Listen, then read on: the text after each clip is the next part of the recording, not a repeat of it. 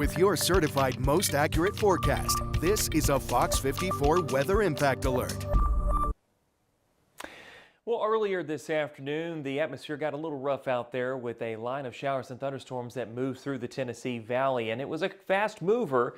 But even at that point, it dumped a good bit of rainfall, had a lot of lightning and some wind coming with it here. But let's talk about the rainfall first. Check out some of these numbers here. Now step out and show you the full view here. Most locations anywhere from 1/4 of an inch to 1/2 of an inch, but Arab was able to overachieve here with more than 1 inch of rainfall being reported there, and just to the southeast in Albertville around 6/10 of an inch. But I did mention though that we did have some wind with this, and check out the storm reports from earlier today. More than a dozen reports being reported here, spanning all across our viewing area. Most of them the same language.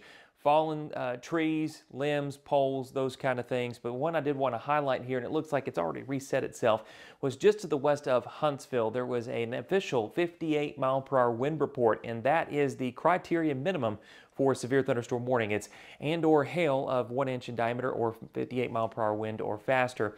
And they definitely had that report verified there with that 58-mile-per-hour wind. So please, that's part of it. There it is, assuring that you need to heed severe thunderstorm warnings and take them seriously. Giving you the full view here. We're done with that line of thunderstorms from earlier today, but we're seeing some more showers and thunderstorms popping up, and it's all thanks to the current system that gave us the earlier thunderstorms as it continues to navigate into the Tennessee Valley and the Deep South. Those thunderstorms that we're watching very closely here are still going to be working their way into areas of southern Arkansas and central and northern Mississippi, and I think it's going to stay that way for that cluster of thunderstorms.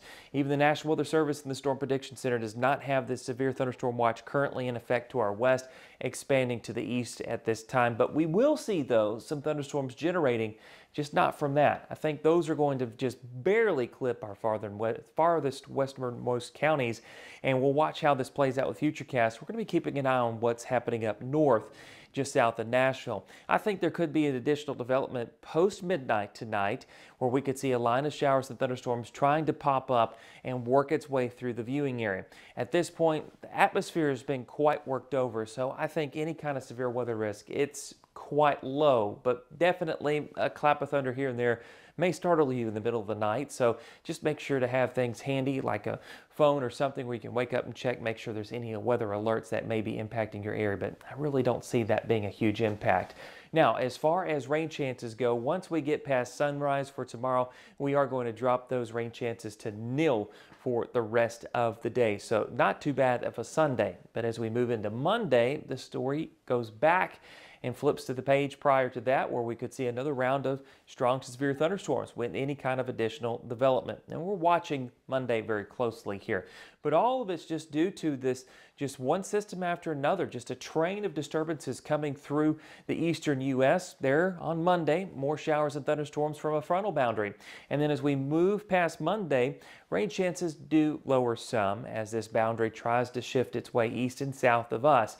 Now with this frontal boundary is going to stall, which means we are going to see the return of more showers and thunderstorms as we work our way into Thursday, Friday, and Saturday. But with that, Tuesday and Wednesday, rain chances aren't zero, they're just lower. But then as we move into Thursday, Friday, and Saturday, as I mentioned, we are going to see more disturbances coming through, an abundance of moisture at that. So we'll have all the ingredients we need for additional development to shape up here.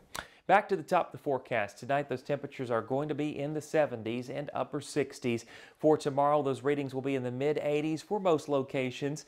And your 7-day forecast shows we'll keep them in the mid to low 80s through Monday, then continue to see those temperatures climbing as we head towards the end of next week, with rain chances going up as well, as they briefly drop, though, on Tuesday and Wednesday. This year's edition of the Rickwood Classic brought together a pair of minor league rivals to pro baseball's oldest stadium. We'll take a look back at the Classic next in sports.